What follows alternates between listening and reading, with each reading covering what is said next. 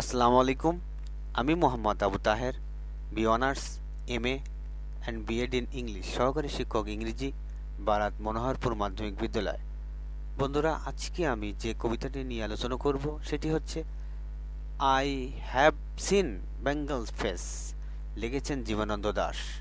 জন্মগ্রহণ করেন February 17, 1899, birth place Barisal, die October 22, 1954, 55 বছর বয়সে, resting place Barisal. Notable works: Banalata Sen, Rupasi Bangla, Akashlina, camp, বধ। স্পাউস নেম: লাবণ্য প্রভায় Das. Occupation: poet. Genre: poetry. Theme: praise of nature. Stanza 2। Line of poem 15।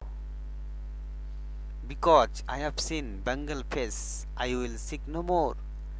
বাংলার মুখ দেখেছি বলে আর খুঁজব না। The world has not anything more beautiful to show me. পৃথিবীতে আমাকে দেখানোর মতো সুন্দর কিছু নেই। Walking up in darkness, gazing at the fig tree, I behold.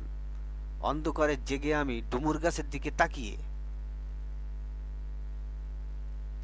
Down shallows roasting under huge umbrella like lips, I look around me. সকালবেলা বিশাল ছাতার মতো পাতার নিচে মোরগের ঝিমানো, আমি আমার চারপাশে তাকাই।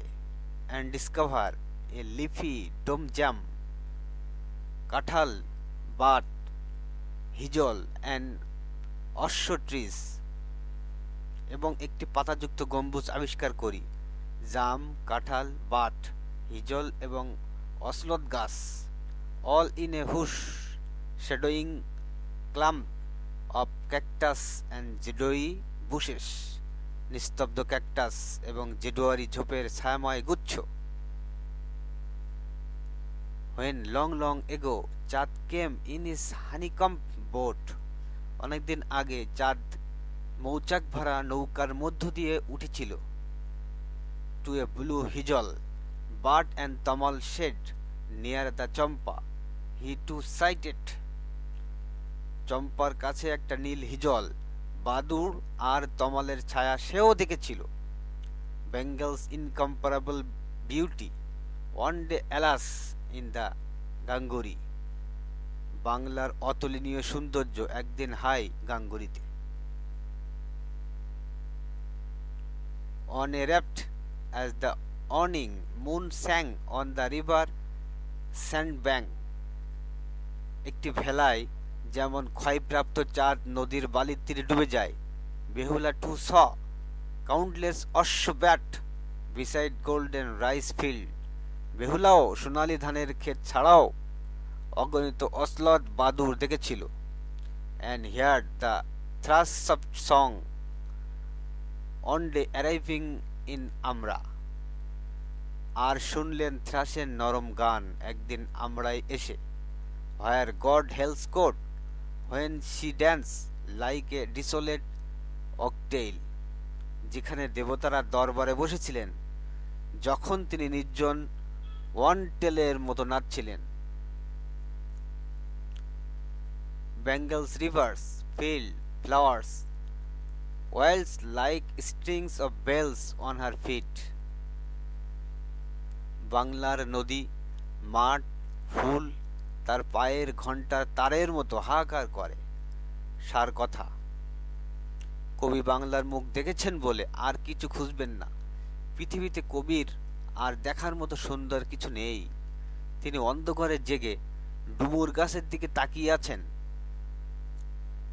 সকালবেলা বিশাল ছাতার মতো পাতার নিচে মোরগের ঝিমানো দেখেন।